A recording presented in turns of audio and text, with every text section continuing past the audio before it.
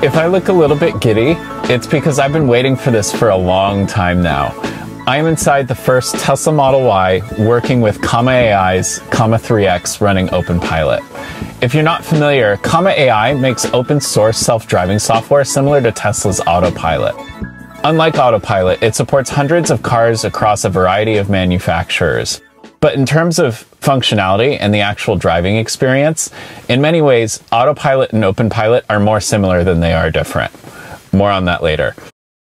There have been a group of pre-Autopilot and AP1 Model S owners who have been hacking Openpilot onto their cars for a while now, but up until about a month ago, no one had gotten it working on a Model 3 or a Model Y. I've been watching and waiting since I traded in my EV6 with Openpilot for this Model Y in January of last year, because basic Autopilot felt like a huge downgrade coming from Openpilot. Again, more on that later. Now, just a little over a month ago, a member of the Comma Discord decided to take matters into their own hands and managed to not only manufacture working harnesses for these vehicles, but also wrote all the software necessary to make it compatible. His name is Loetkolben, and I'll make sure to link to both his eBay store and the Tesla channel of the Comma AI Discord in the video description. I've got one of the first harnesses here with me, so I'm going to first show you how I installed it, then show it in action, and then compare it to Autopilot and FSD. You'll see me wielding two tools in particular during this install. This bright orange, pretty standard trim tool, and the thinnest flathead screwdriver I could find for when the trim tool isn't small enough. You could probably get away with just the flathead screwdriver, but the trim tool is very helpful, as you'll see.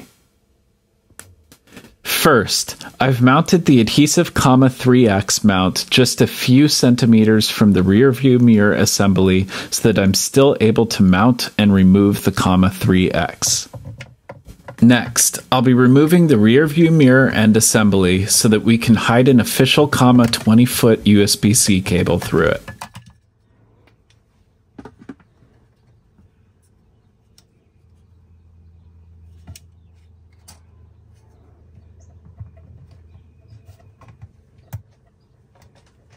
The rear view mirror has a little cable that needs to be carefully removed, and then a single screw that holds it in place.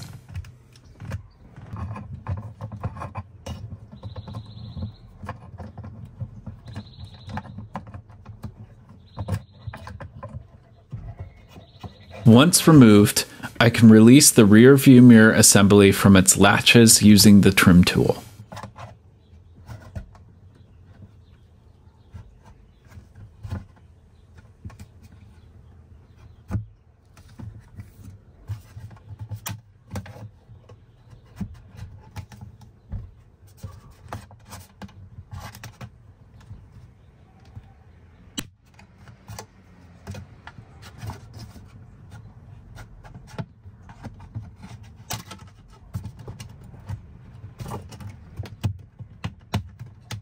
And then I can route the USB-C cable through it.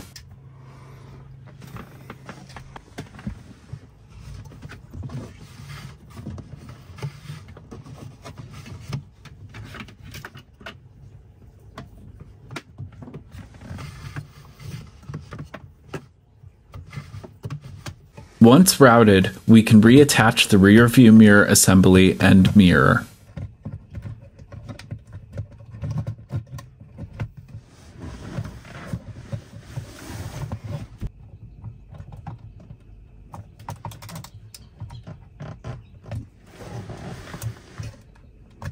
And then I test fit the Comma to make sure I've given the USB-C cable enough slack.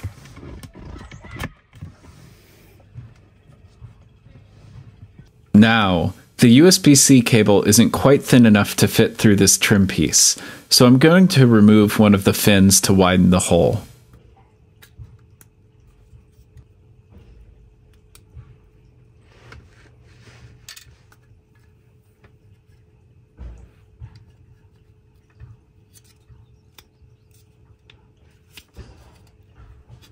And once that's done, it's super easy to run the cable through it and pop the piece back in its place.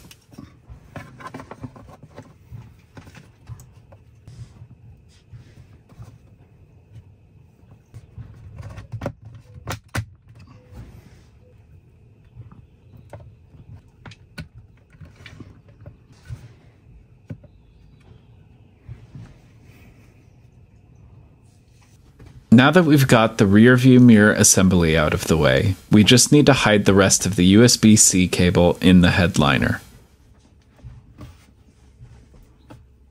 And down the A-pillar to get it near the Autopilot computer.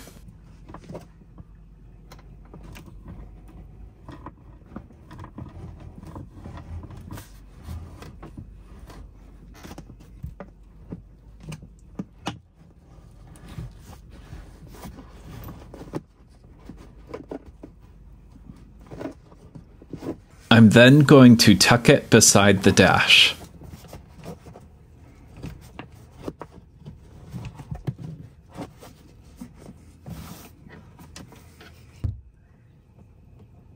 And then for easier access to the Autopilot computer, I'm going to remove the weather stripping and these two trim pieces.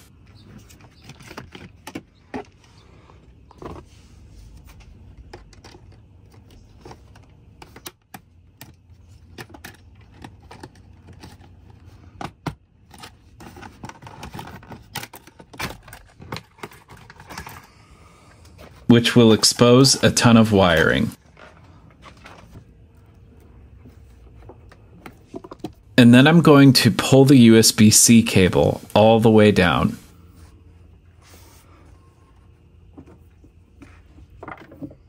And then I'll go beneath the dash to remove the cover that allows us to access the Autopilot computer.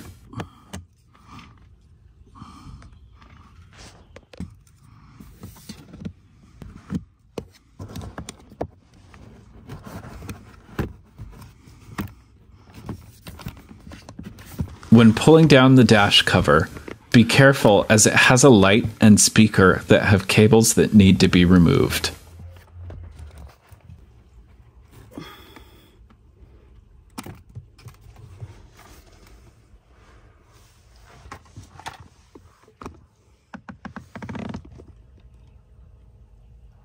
And then before going any further, I'm going to turn off the car in the safety menu. Once done, I can remove the bolt that allows me to peel back the carpet for better visibility.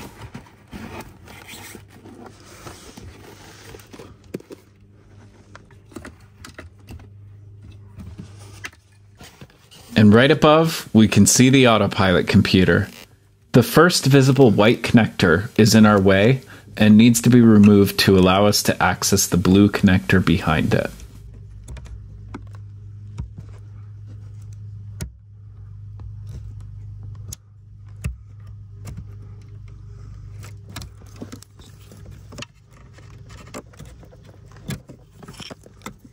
This blue connector is the magic one I'll be attaching my harness to.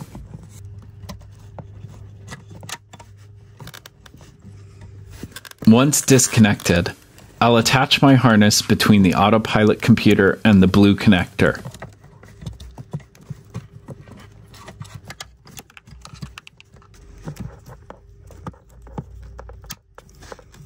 Reconnect the white connector.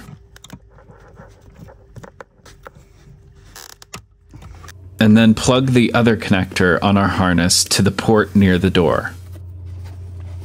Once completed, we can connect our harness box to the harness and to the USB-C cable we ran to the 3X.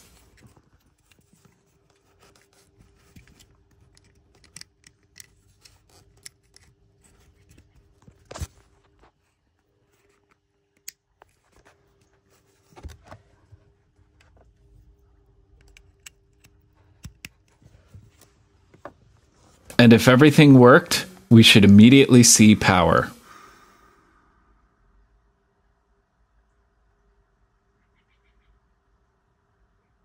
For a little extra safety, I'm then going to peel the adhesive from my harness box and mount it to the wall to keep it from moving around.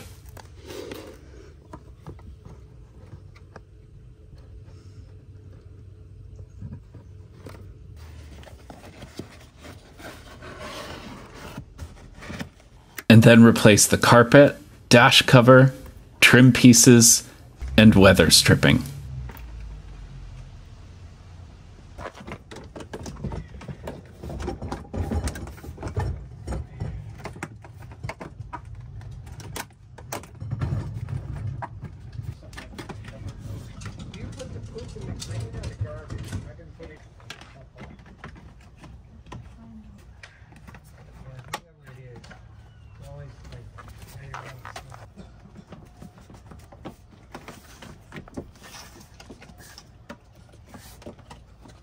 Lastly, for Openpilot to work, we must switch the car to traffic-aware cruise control.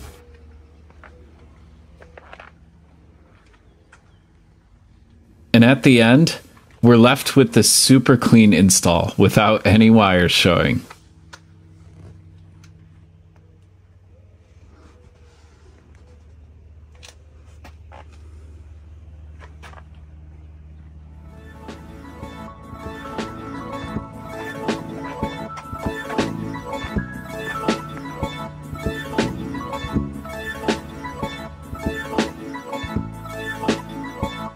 And the moment we've all been waiting for, the driving experience. This is where things begin to get both remarkable and completely unremarkable. You see, both Comma and Loetkolben have done a fantastic job, so it really just works. Lane keep performs just like you'd expect, traffic-aware cruise control as well. If you're familiar with the Openpilot experience, this is very much what you'd expect, with the added bonus of incredible amounts of torque and the drawback of zero torque blending.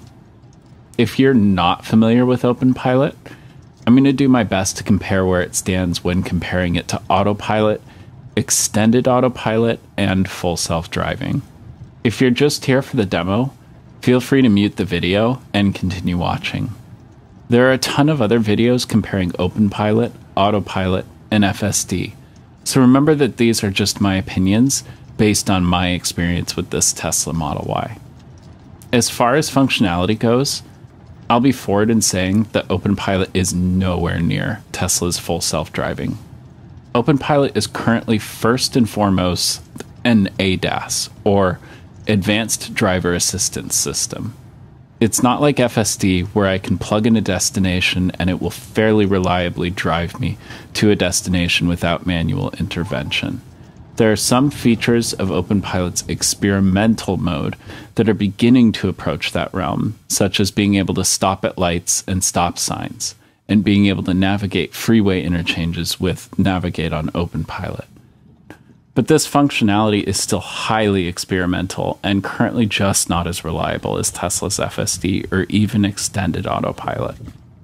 Others will have their opinions, but for me, if I were to rank the Tesla solutions and Openpilot in terms of functionality, with Autopilot being on the far left and FSD on the far right, Openpilot would be somewhere in the middle alongside Extended Autopilot.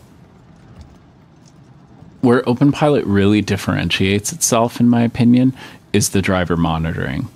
As long as the driver is paying attention and looking at the road, there is no requirement to touch the steering wheel. I often choose to keep my hands near the wheel just in case, but in my personal experience, I found this method to be far more effective for me and my driving style. When using Autopilot, I see drivers all the time with their hands on the wheel while looking down at their phone, and Openpilot does not allow you to do this. Tesla is just now beginning to perform more proactive driver monitoring this way using the cabin camera, but Openpilot has been doing it for years. Beyond that, though, things get a little bit more nuanced. Lane keep is much less rigid in Openpilot when compared to basic Autopilot. Whereas Autopilot will attempt to keep you direct center in your lane at all times, Openpilot will sometimes choose to lean closer to the edge of the lane depending on the circumstances and road conditions. I personally like this approach and find it to be much more natural, but I can totally understand how it might bother others. Longitudinal, or acceleration, seems to ping-pong some, accelerating to my max speed to catch up with the car ahead of me, and then decelerating once it begins to get too close. But it's very subtle, and like the less rigid lane keep, this is a more natural behavior. I can't say I like this in the same way that I prefer the looser lane keep, but it doesn't really bother me either. However, I vastly prefer this adverse behavior over the alternative in Autopilot known as phantom braking. Phantom braking, or when the car sees or predicts an obstacle that isn't actually there and slams on the brakes, is a wild and very unsettling experience. I have it happen, it seems, at least once every 30 autopilot minutes. In fact, as I was shooting this video, within 10 minutes of recording time, it did it twice, which was especially unnerving after having just used both Openpilot and FSD, which seem entirely immune to this issue. Then we have automatic lane changes. This is one of those things that made switching to my Model Y for my EV6 especially painful. Tesla wants to charge you $6,000 for extended autopilot and $12,000 for FSD to allow you to switch lanes without disabling autopilot, which is just like, seriously? Openpilot allows me to do this, and with forks like SunnyPilot, I was able to do this completely hands-free. So, in summary, for the Tesla Model 3 and Model Y owners out there who have heard of Comma AI and Openpilot, but don't know much outside of this video, who is this product really for? When should you buy it? As an ADAS and Openpilot enthusiast and an avid tinkerer, I have to be careful when recommending this product. It's not for everyone at this stage because just a month ago, this tech didn't work at all for these cars. But if you are also a tinkerer or love gadgets and are okay with being a beta tester, it's an awesome tool that will give you many of the extended autopilot features for less than a quarter of the price. That said, I'm having a fantastic time with the current FSD trial, as I never thought I'd have the opportunity to compare Openpilot head-to-head with FSD.